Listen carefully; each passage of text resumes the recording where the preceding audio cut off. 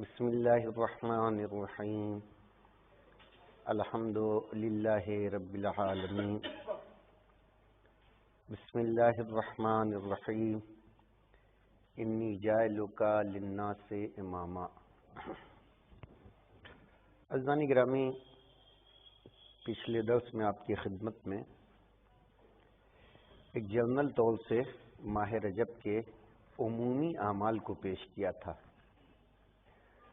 اور 2-3 مرتبہ درمیان میں تاکید کی کہ آپ تھوڑا سا مفاتیح الجنان اس سلسلے میں دیکھیں تاکہ اس میں جو مخصوص اعمال ہیں روز کے وہ آپ کی نظر میں آ جائے۔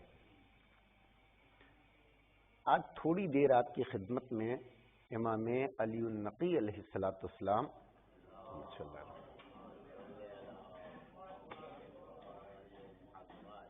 کے سلسلے میں عرض کرنا ہے۔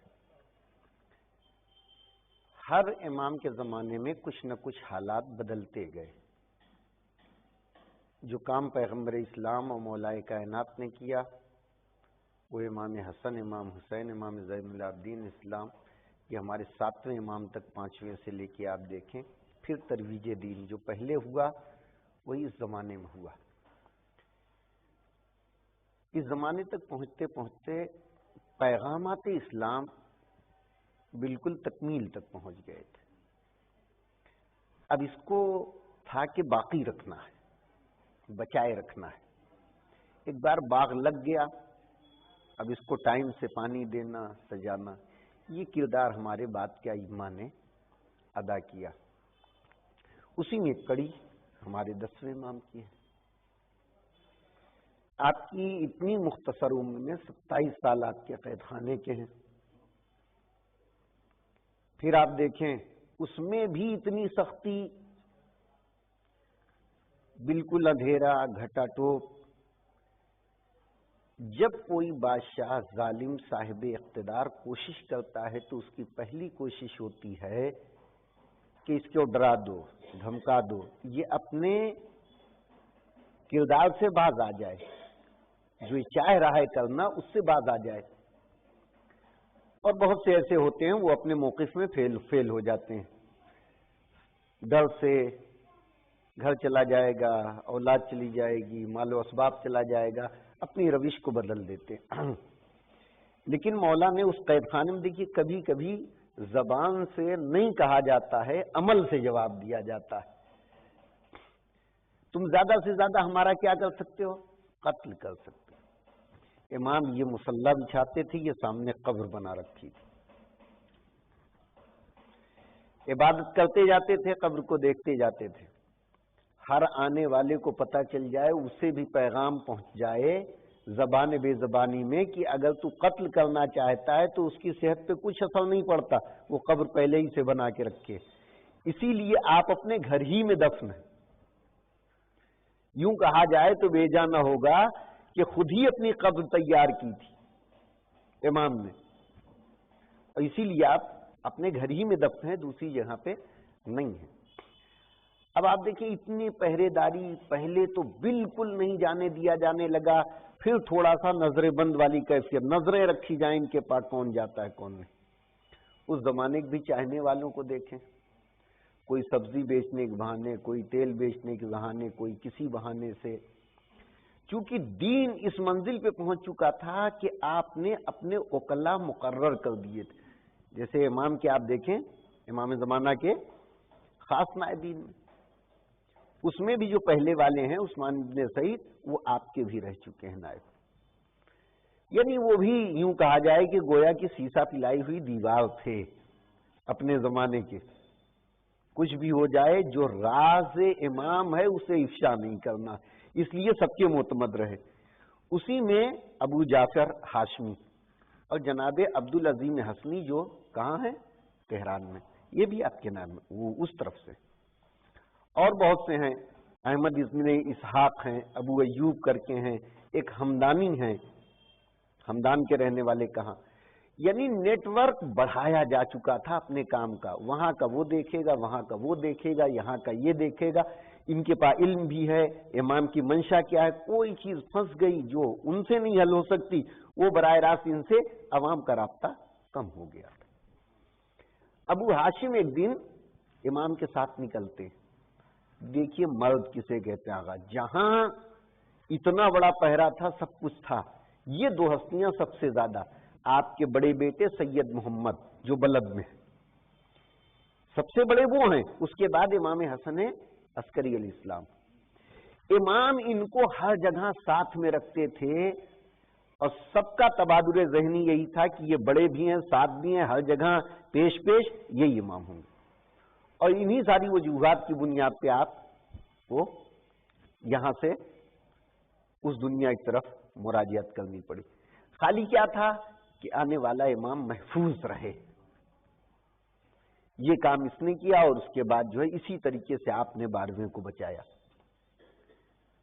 تو حفاظت امامت بھی ضروری تھی، وہ بھی آپ کر رہے تھے کہ ہم بھی جو ہے پیغام کو پہنچاتے رہے، ہمارے اوپر آنچ آتی ہے تو یہ کچھ دن بچا رہے، اس کے بعد دیکھا جائے گا، جب تک تدبیر ہے تدبیر کرنا چاہیے۔ آپ جاتے ہیں ساتھ میں، کسی سے ملاقات کرنا تھا، اس کو کہیں دوسری جگہ، کیونکہ مخبر لگے ہوئے ہیں کون آ رہا ہے کون جا رہا ہے، گئے تو ابو ہاشم کہتے ہیں کہ میں نے زین کو اتارا اور پھر ایک چیز بچھائی، امام تشریف رکھیں۔ ہم لوگ بیٹھے کچھ باتیں کر رہے تھے کہ ایک مرتبہ ابو ہاشم نے کہا، مولا حالات جو ہے وہ تنگ ہوتے جا رہے ہیں، مالی حالات پریشان کر رہے ہیں۔ آپ نے اپنے سامنے تھوڑا سا ایسے دائرہ بنایا، کہا اپنی مشت سے اٹھا لے، جو آئے اٹھا لیا، کہا اس کو رکھ لے، یہ تیرے لیے کافی، رکھ لیا۔ سامنے کیا تھا؟ مٹی تھی، کنکڑی تھی، جو دائرہ بنایا تھا اس میں سے اٹھا لیا، دامن میں رکھ کے باندھ لیا۔ یہ کہتے ہیں کہ اس کے بعد جب ہم لوگ اس سے ملاقات کیے، جو کام تھا وہ کیا، واپس گئے تو دیکھا تو یہ سب سرخ ہو چکی تھی۔ ایک سونار کو بلایا، اس کو دکھایا، کہا یہ تو ٹکڑے ہیں، ذرات ہیں، لیکن ایسا سونا تو میں نے کبھی دیکھا نہیں۔ آپ دیکھیں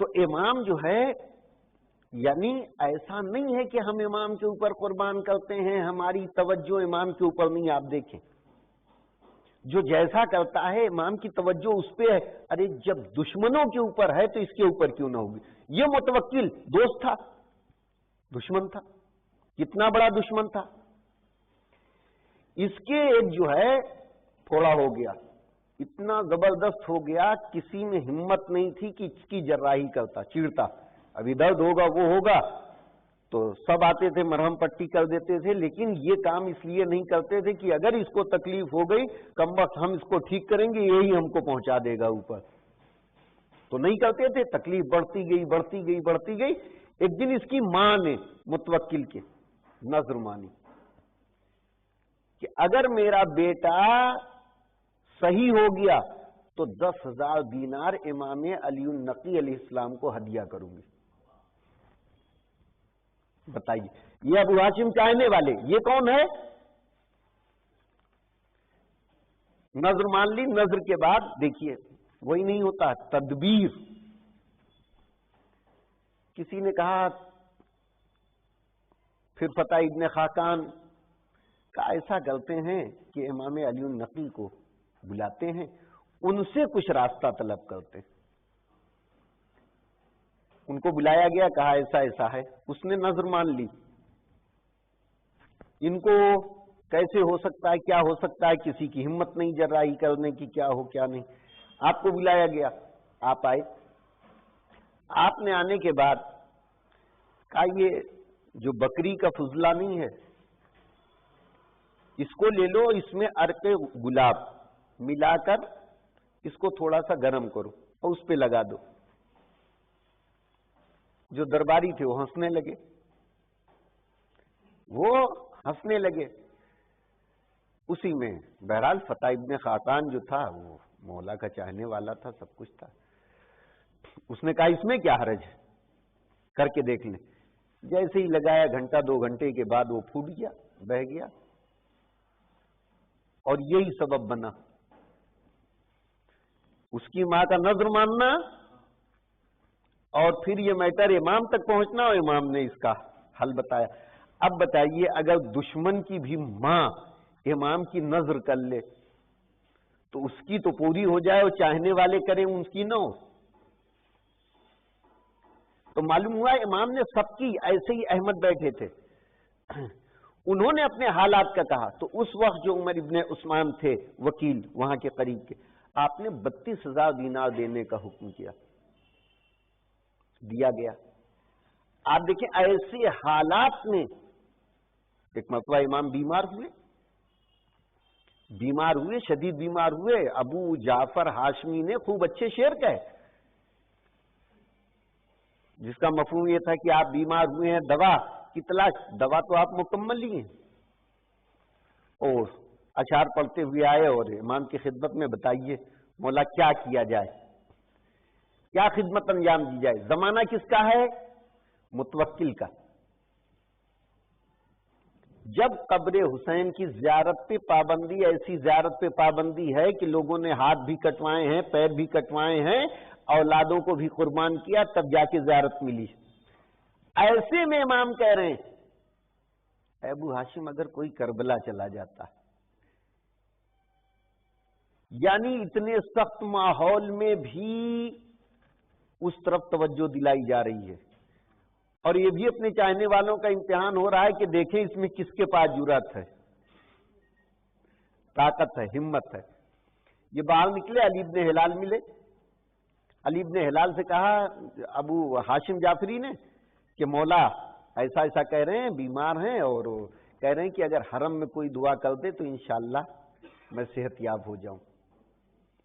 ایک مرتبہ علی بن ہلال کہتے ہیں بات تو صحیح ہے, میں جانے کے لیے تیار ہوں, لیکن میں گنہگار, یہ معصوم. ایک گنہگار معصوم کے لیے دعا کرے, اسی لیے افضل عبادت قرار دیا. کیا کہا؟ زمانے کے امام کے ظہور کے لیے دعا کرے. اب بتائیے ہم آپ گنہگار ہیں کہ نہیں, وہ معصوم ہیں کہ نہیں؟ تو ایسے ہی یہاں کہہ رہے ہیں میں گنہگار, وہ معصوم. میں تو سمجھتا ہوں ایک گنہگار دعا کرے معصوم کے لیے, اس سے بہتر ہی ایک معصوم خود ہی دعا کر لے. دوسری بات یہ کہ جہاں وہ بھیج رہے ہیں انہی کی قائم مقام ہے, اگر وہ افضل ہے تو یہ بھی ویسے ہی ہے. آپ نے پلٹ کے کہا بات یہ نہیں ہے, بلکہ معاملہ یہ ہے کہ کچھ جگہ کو بنایا ہی پروردگار نے اس لیے کہ اگر یہاں پہ دعا کی جائے تو پروردگار اسے مستجاب کرتا ہے. رسول اللہ خانہ کعبہ سے بدرجہ افضل تھے, پھر بھی طواف کرتے تھے, حجر اسود کا بوسہ دیا کرتے تھے. بات یہ نہیں کہ میں افضل یا وہ افضل, بات یہ ہے کہ پروردگار نے یہاں قبولیت دعا کے لیے بنایا ہی ہے. اب آپ دیکھیں ان کی قربانیوں کو دیکھیں. یہ کہتے ہیں کہ ایک دن میں امام کے پاس بیٹھا تھا, اچانک کوئی آیا اور امام ہندی میں باتیں کرنے لگے, ہندوستانی لینگویج میں. جب کرنے لگے تو اس کے بعد جو ہے وہ گیا. پھر انہوں نے کہا اے ابو ہاشم کچھ سمجھے؟ کہا نہیں مولا. ایک کنکری اٹھائی, امام نے دہن میں رکھی, چوسا, وہ آپ کی طرف پھینکا. کہا اس کو دہن میں رکھ لے, رکھ لیا. ذرا بھی توقف نہیں. دیکھیے جو امام کا مطیع و فرما بردار ہوتا ہے, امام نے کیا کہا وہ کرنا ہے, رکھ لی. کہتے ہیں اس کے بعد میں 73 زبانوں کا مالک ہو گیا. آپ دیکھیں تو یہ سب اتنے خاص تھے کہ معلوم ہوا کہ تجارت کر رہے ہیں, دکان پہ بیٹھے ہیں, اور معلوم ہوا تیل کا کاروبار کر رہے ہیں, اور کسی نے مسئلہ یہ ہے, ٹھیک ہے سمجھ میں آیا بتا دیا, نہیں سمجھ میں آیا رات برات امام سے کہ کہاں ملنا کیا ہونا, کوئی راز جو ہے افشا نہ. اب آپ دیکھیں عظمت امامت کو. یہ کہتے ہیں کہ کبھی کبھی دیکھیے تو عز منتشا تو ذل منتشا, اللہ جسے چاہتا عزت دیتا ہے, جسے چاہتا ذلیل کرتا ہے. آپ اگر کسی کو ذلیل کرنے کو سوچیں گے تو ضرور ذلیل ہوں گے. آپ کسی کے لیے گڈھا کھودیں گے تو ضرور آپ اس میں گریں گے. ایک دن اکثر ایسا ہوتا تھا, کچھ سیاسی معاملات ہوتے ہیں جو سیاست داں ہی جانتے ہیں. امام آتے تھے, استقبال کرتا تھا, سب کچھ بہت جلتا تھا. یہ کرتا تھا خالی دکھانے کے لیے, لیکن وہ جلتا تھا تب بھی. کہا کہ آپ ایسا کرتے ہیں میرے سمجھ سے نہیں کرنا چاہیے، دوسرے لوگ متاثر ہوں گے اور ان کا دائرہ بڑھتا چلا جائے گا۔ تو جب دربار میں آتے تھے تو ایک پردہ پڑا رہتا تھا جسے حجاب کہتے ہیں، تو اس کو دربار میں اٹھاتے تھے پھر بند کر دیتے تھے۔ ان لوگوں نے سوچا کہ آج آئیں گے تو ہم نہیں اٹھائیں گے۔ جب وہ آئے تو ان لوگوں نے طے کیا تھا کہ نہیں اٹھائیں گے، نہیں آگے بڑھے۔ جیسے ہی امام دروازے کے پاس پہنچے اتنی تیز ہوا چلی خود بخود کھل گیا، آپ نکل گئے۔ پھر جب واپسی کا ہوا تو بھی قدرت نے یہ انتظام کیا۔ پھر ان کو پتا چلا، کہا دیکھو تم لوگ اٹھاتے تھے کوئی بات نہیں، اگر ایسے ہی 4 دن ہو جائے گا تو پھر تو ان کی عظمت ہم سے بڑھ جائے گی کہ ان کے لیے اللہ انتظام کرتا ہے، اس کے لیے بندے انتظام کرتے ہیں، لہذا جو تم کر رہے تھے وہ کرتے رہو۔ امام کی خوشنودی کے لیے نہیں، اپنی ذلت بچانے کے لیے۔ اس نے متوکل نے ایک بہت بڑا ایک حال بنا رکھا تھا۔ دیکھتے ہیں جب پیسہ ہو جاتا ہے تو انسان جو ہے پتہ نہیں کتنے وسائل کو تیار کرتا ہے۔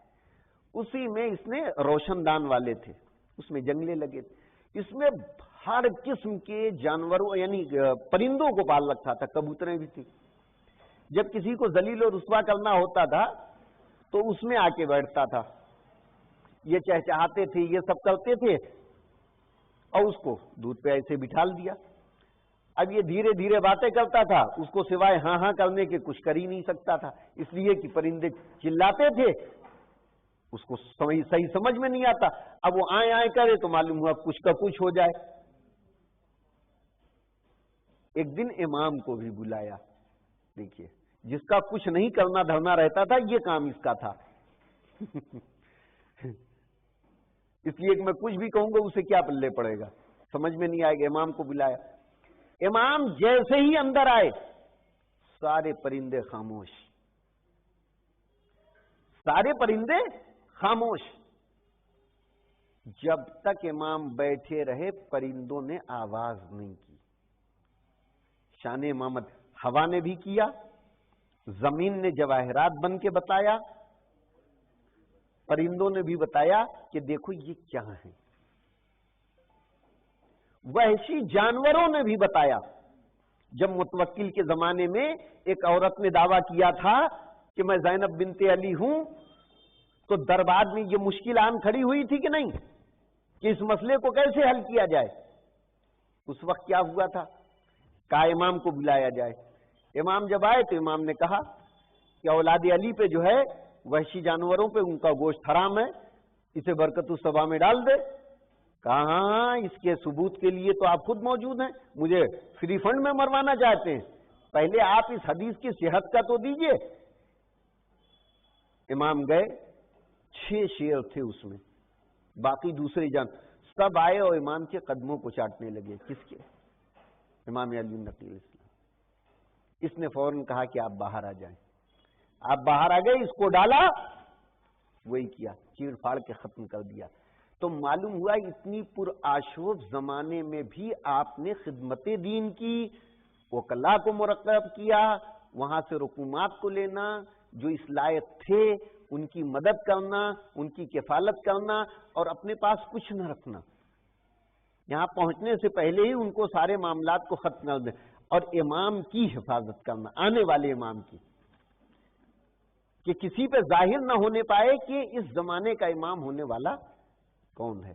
تو یہ مختصر سی امام علی النقی علیہ السلام کے حالات۔ پروردگار کی بارگاہ میں دعا کرتے ہیں، پروردگار ہم سب کو اہل بیت کی سیرت پہ چلنے کی توفیق عنایت فرما، مزارات مقدسہ کی حفاظت فرما، علماء العلام کے سایوں کو ہمارے سروں پہ باقی فرما، امام کے ظہور میں تعجیل فرما، ہم سب کو ان کے ایوان و انصار میں شمار فرما۔ وتقبل والكفار نبأته ثم يهيج فتراه مصفرا ثم يكون حطاما وفي الآخرة عذاب شديد ومغفرة من الله ورضوان وما الحياة الدنيا إلا متاع الغرور۔ یہ آیت سے تمام ہوا تھا کہ یاد رکھو کہ زندگانی دنیا صرف کھیل، تماشا، آرائش، باہمی تفاخر ایک دوسرے کے اوپر فخر کرنا، ایک دوسرے سے مقابلہ، اور اموال اور اولاد کی کثرت کا مقابلہ ہے۔ اور بس جیسے کوئی بارش ہو جس کی قوت نامیہ، جب بارش ہوتی ہے تو ظاہر بات ہے جو بارش کے بعد جو نمی ہوتی ہے، جو چھینٹے ہوتے ہیں، یہ چھینٹے کسان کو خوش کر دیتے ہیں، اور ان چھینٹوں کو دیکھ کے، بارش کو دیکھ کے، بادل کو دیکھ کے کسان خوش ہو جاتا ہے، اور اس کے بعد وہ کھیتی خشک ہو جائے۔ اب ایک مرتبہ بارش آئی، کھیت ہرا ہوا، کسان خوش ہو گیا۔ اب اس کے بعد بارش غائب اور کھیت سوکھ گیا، اور بالکل زرد زرد، ابھی تک جو 10-12 دن پہلے ہرا ہرا دکھ رہا تھا، اب وہ آج تک زرد زرد دکھ رہا ہے، بالکل ایک دم پیلا پیلا بالکل۔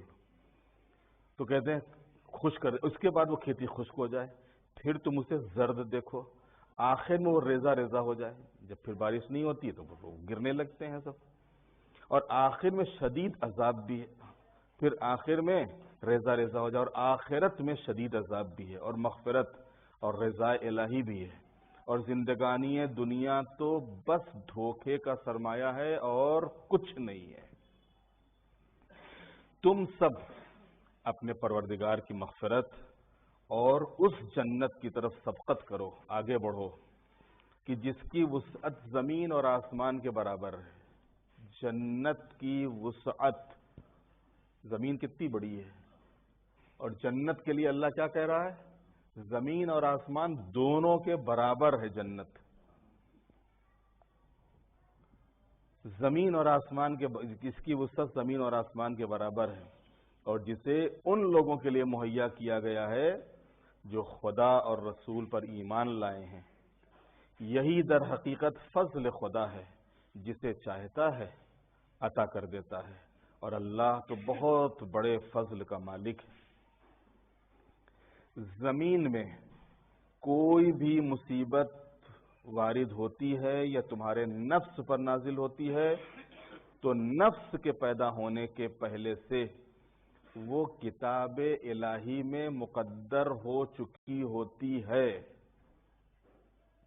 اسی کو کہتے ہیں غیب، یعنی اللہ کے پاس اللہ کا علم ہونا، یعنی ان تمام چیزوں کا علم کہ جو ہونے والا ہے یا ہوا ہے، اس کا علم اللہ کے پاس ہوتا ہے کہ ہاں یہ چیز ہونے والا ہے اور یہ چیز ہوگی، یہ چیز ہوئی، تو یہ ساری چیزیں کیا ہوتا ہے؟ کتاب الہی میں مقدر ہو چکی ہیں، اور یہ خدا کے لیے بہت آسان شے ہے۔ اب بہت سے لوگ یہ مقدر یعنی تقدیر والا مسئلہ لے کے ہاتھ پہ ہاتھ دھر کے بیٹھ جاتے ہیں، کیا آپ نے تو لکھا ہی یہی ہے، تو تم نے دیکھا کہاں ہے؟ لکھا تو ہے لیکن تم نے دیکھا کہاں ہے لکھا یہی ہے؟ ہو سکتا ہے اگر ہاتھ پیر ہلاتے تو کچھ اور لکھا ہوتا تمہارے لیے، تم تو ہاتھ پیر چڑھا کے بیٹھ گئے کہ یہ تو لکھا ہی یہی ہے۔ تو یہاں کے اوپر بھی یہی چیز ہے۔ اس مصیبت میں، یہ جو مصیبت یہاں کے اوپر کہا گیا ہے جس کے لیے کہا جاتا ہے کہ مقدر ہے، اس مصیبت سے طبیعی مصیبتیں مراد ہیں، چاہے ان کا تعلق کائنات سے ہو یا نفس انسانی سے، ورنہ زندگی کی بے شمار مصیبتیں ہیں جن کا تعلق انسان کے کردار اور اعمال سے ہے۔ یہ جو مصیبتیں یہاں پر ذکر ہوئی ہیں ان سے طبیعی مراد، طبیعت کا مطلب موسم کے لحاظ سے، حالات کے لحاظ سے، کیفیات کے لحاظ سے کچھ چیزیں آتی ہیں مصیبت کے طور کے اوپر۔ تو یہاں کے اوپر فٹ نوٹ میں تفسیر میں بیان ہو رہا ہے کہ اس سے مراد خود پرسنل مصیبتیں نہیں ہیں کہ جو انسان کے اعمال کی بنیاد پر جن میں گرفتار ہو جاتا ہے۔ انسان اپنے اعمال کی بنیاد پر گرفتار ہو جاتا ہے، تو معلوم ہوا کہ دولت تھی، اب جوا کھیلا چلا گیا، اب کہہ رہے تو ہمارے مقدر ہی میں لکھا تھا، مقدر میں نہیں لکھا تھا، تم نے جوا کھیلا کیوں؟ تو جوا نہ کھیلتے تو پیسہ نہ جاتا تمہارا۔ شراب پیا، لیور چلا گیا، ارے کیا کرتے تو وہ تو لکھا ہی تھا، لکھا کیا تھا؟ تم نے پیا کیوں؟ اگر نہ پیتے تو نہ جاتا۔ تو یہ چیز جو پرسنل یہ جو ہے یہ اعمال کے اوپر ڈیپینڈ کرتی ہے، یہ جو پرسنل مصیبتیں ہیں یہ سب اعمال کے اوپر انسان کے ڈیپینڈ کرتی ہیں۔ یہاں کے اوپر کلی مصیبتیں ہیں، طبیعی مصیبتیں ہیں، تو ورنہ زندگی کی بے شمار مصیبتیں ہیں جن کا تعلق انسان کے کردار اور اعمال سے ہے، اور ان کا ذمہ دار قضاء اور قدر الہی کو نہیں ٹھہرایا جا سکتا۔ یہ اور بات ہے کہ اس کی تقدیر بھی انسانی اختیار کی روشنی میں طے کر دی گئی ہے۔ ظاہر سی بات ہے کہ جیسا کہ میں نے بتایا کہ چاہے ہمارے پرسنل اعمال ہوں یا ویسے زندگی ہو، اللہ کے علم میں سب کچھ ہے۔ اللہ ہر شے کا جاننے والا ہے، ہر چیز سے واقف اور آگاہ ہے۔ یہ تقدیر اس لیے ہے کہ جو تمہارے ہاتھ سے نکل جائے اس کا افسوس نہ کرو۔ یہ جو تقدیر بتائی گئی ہے کہ اللہ کے پاس سب کچھ سارا علم ہے اور یہ تمہارے حق میں مقدر ہو چکا تھا، تو یہ تقدیر اس لیے ہے کہ جو تمہارے ہاتھ سے نکل جائے اس کا افسوس نہ کرو، اور جو مل جائے اس پر غرور نہ کرو، کہ اللہ اکڑنے والے اور مغرور افراد کو پسند نہیں کرتا۔ اب یہاں کے اوپر بھی امیر المومنین کا ارشاد ہے کہ زہد کا کل کمال یہ ہے کہ انسان کو جو نہ ملے اس کا افسوس نہ کرے، اور جو مل جائے اس پر غرور نہ کرے۔ امام سے پوچھا گیا کہ مولا زاہد کس کو کہتے ہیں، زہد کسے کہتے ہیں؟ کیونکہ زہد کا درجہ جو ہے وہ کافی بلند درجہ ہے، یہ تقوی کے بعد پھر زہد کا درجہ آتا ہے۔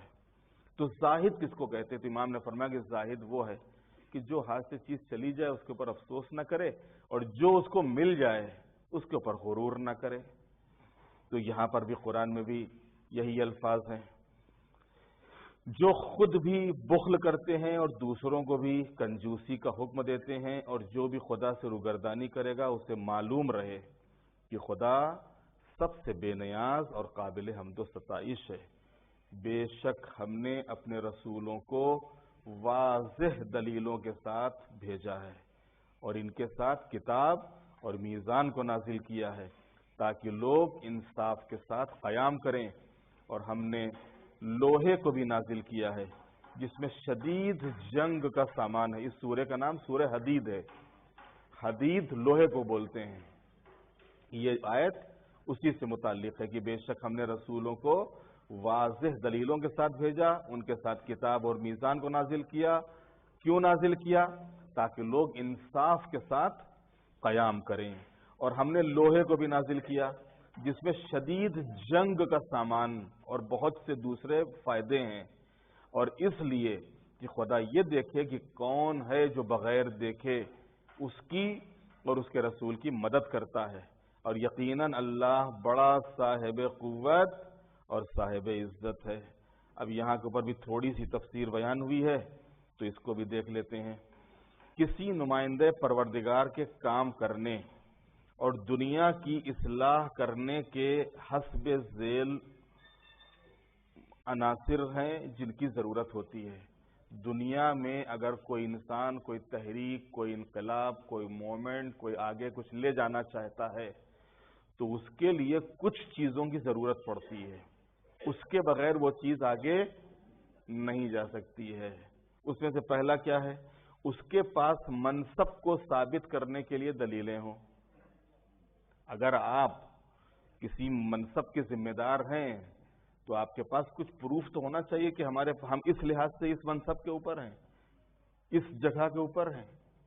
ایک انسان ممبر کے اوپر آ رہا ہے، ممبر پہ بیٹھا ہے، کس بنیاد کیا ہے بھائی آپ ممبر پہ کیسے آئے؟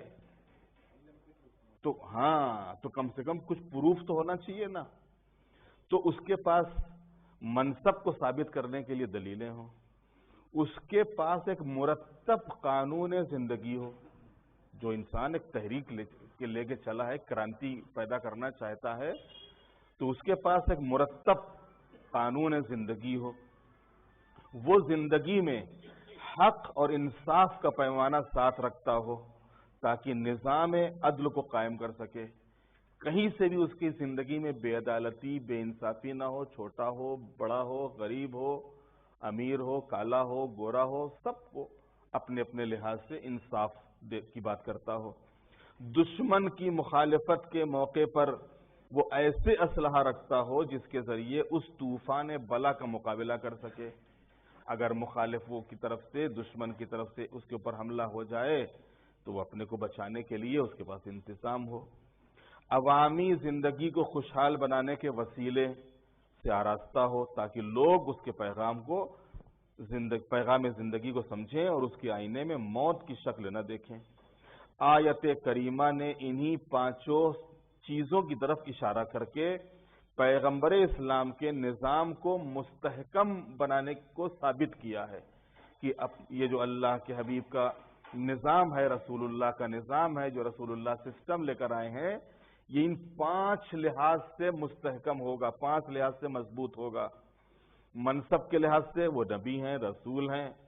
باقی مرتب قانون کے لحاظ سے شریعت پوری ان کے اوپر نازل ہوئی ہے، شریعت کے احکام ہیں۔ زندگی میں حق اور انصاف کے لحاظ سے ان سے بڑا کوئی عادل اور کوئی انصاف کرنے والا نہیں، پورا مکہ گواہ، پورا مدینہ گواہ اور پورا عرب گواہ اس کی گواہی دیتا ہے۔ دشمن کی مخالفت کے لیے ذوالفقار نازل ہوئی اور امیر المومنین جیسا شجاع اور بہادر ساتھ میں موجود ہے۔ باقی عوامی زندگی خوشحال بنانے کے وسیلے ان کے پاس موجود ہیں، چاہے جناب خدیجہ کی دولت ہو یا جناب ابو طالب کا ایثار ہو یا باقی اور دوسرے ذریعے ہوں کہ جن کے ذریعے سے دوسرے افراد کو خوشحال رکھا جا سکے اور ایک طریقے سے پورا نظام قائم کیا جا سکے۔ عالم ظاہر کے اعتبار سے آسمان سے ایک ہی دیکھیے، یہاں کے اوپر اللہ نے کہا کہ ہم نے آسمان سے لوہا نازل کیا ہے۔ اب اس میں اگر آپ سائنٹسٹوں کی بات کریں گے یا ویسے آپ دیکھیں گے تو بارش کے ساتھ یا باقی اور دوسرے لحاظ سے یا ہو سکتا ہے زمین کے اندر جو لوہا ہے اللہ نے کسی زمانے میں اس کو نازل کیا ہو، اس کو بنایا ہو، اس کو خلق کیا ہو، لیکن یہاں کے اوپر یہ چیز بیان ہو رہی۔ حقیقت میں آسمان سے اب تک ایک ہی لوہا آیا ہے۔ جی وہ کون سا لوہا ہے؟ ذوالفقار۔ آسمان سے صحیح معنوں میں، حقیقی معنوں میں اگر کوئی لوہا آیا ہے جو نازل ہوا ہو تو وہ ایک ہی لوہا نازل ہوا ہے اور وہ ہے ذوالفقار۔ تو ظاہر کے اعتبار سے آسمان سے ایک ہی لوہا نازل ہوا ہے جسے ذوالفقار کہا جاتا ہے، اور اس کا مصرف صرف اور صرف نصرت خدا اور رسول کے علاوہ کچھ نہ تھا، جیسا کہ ندائے غیب نے بھی اعلان کر دیا کہ لا سیف الا ذوالفقار ولا فتح الا علی۔ تو یہاں کے اوپر اسی چیز کو یہ بیان کیا گیا ہے۔ ٹائم تقریباً پورا ہو گیا ہے اور ہم اپنی بات کو بھی یہیں کے اوپر پورا کرتے ہیں۔ 25 آیتوں تک کی گفتگو ہوئی ہے اور حالانکہ ایک 3 آیتیں ہی بچی ہیں سورہ ختم ہونے میں، اور اس کے بعد پھر نیا سورہ ہے، تو 3 آیتیں میں ختم ہی کر دوں خالی ترجمہ پیش کر کے۔ اور ہم نے نوح اور ابراہیم کو بھیجا اور ان کی اولاد میں کتاب اور نبوت قرار دی، تو ان میں سے کچھ ہدایت یافتہ تھے اور بہت سے فاسق اور بدکار تھے۔ پھر ہم نے انہی کے نقش قدم پر دوسرے رسول بھیجے اور ان کے پیچھے عیسیٰ ابن مریم کو بھیجا اور انہیں انجیل عطا کر دی اور ان کی پیروی کرنے والوں کے دلوں میں مہربانی اور محبت قرار دے دی، اور جس رہبانیت کو ان لوگوں نے از خود ایجاد کر لیا تھا اس سے رضا خدا کے طلبگار تھے، اسے ہم نے ان کے اوپر فرض نہیں قرار دیا تھا۔ جناب عیسیٰ کے جو ماننے والے تھے، آج بھی دیکھیے یہ جو پادری وغیرہ ہوتے ہیں تو انہوں نے اپنے کو کہ ہم شادی نہیں کریں گے، بیاہ نہیں کریں گے، یہ کریں گے وہ کریں گے، بالکل اپنے کو سماج سے اور لوگوں سے کٹ کے۔ تو اللہ کہہ رہا ہے کہ ہم نے ان سے نہیں کہا تھا کہ تم شادی نہ کرو اور تم اپنے کو گفاؤں میں چلے جاؤ اور سرنگوں میں چلے جاؤ، بالکل الگ سماج اور جماعت سے ہٹ جاؤ۔ یہ خود انہوں نے طرز اختیار کر لیا تھا کہ اس طریقے سے ہم اللہ سے قریب ہوں گے، ورنہ ہم نے نہیں کہا تھا ان سے کہ یہ طریقہ تم اختیار کرو۔ تو خود بھی اسے ہم نے ان کے اوپر فرض نہیں قرار دیا تھا اور انہوں نے خود بھی اس کی مکمل پاسداری نہیں کی۔ جو اپنے لیے انہوں نے لازم کیا تھا اس کے اوپر بھی پورے کھرے نہیں اترے۔ ظاہر فطرت سے جو انسان ٹکرائے گا، نیچر سے ٹکرائے گا، وہ پورا اتر نہیں سکتا ہے، کبھی نہ کبھی کوئی نہ کوئی خرابی اس کے اندر پیدا ہو ہی جائے گی۔ ہم نے ان میں سے واقعاً ایمان لانے والوں کو اجر عطا کر دیا اور ان میں سے بہت سے تو بالکل فاسق اور بد کردار تھے۔ ایمان والو اللہ سے ڈرو اور رسول پر واقعی ایمان لے آؤ تاکہ خدا تمہیں اپنی رحمت کے دوہرے حصے عطا کر دے اور تمہارے لیے ایسا نور قرار دے دے جس کی روشنی میں چل سکو اور تمہیں بخش دے، اور اللہ بہت زیادہ بخشنے والا اور مہربان ہے، تاکہ اہل کتاب کو معلوم ہو جائے کہ وہ فضل خدا کے بارے میں کوئی اختیار نہیں رکھتے ہیں، اور فضل تمام تر خدا کے ہاتھ میں ہے، وہ جسے چاہتا ہے عطا کر دیتا ہے، وہ بہت بڑے فضل کا مالک ہے۔ وآخر دعوانا ان الحمد للہ رب العالمین۔ بسم اللہ الرحمن الرحیم۔ ان اللہ وملائکتہ یصلون علی النبی یا ایھا الذین آمنوا صلوا علیہ وسلموا تسلیما۔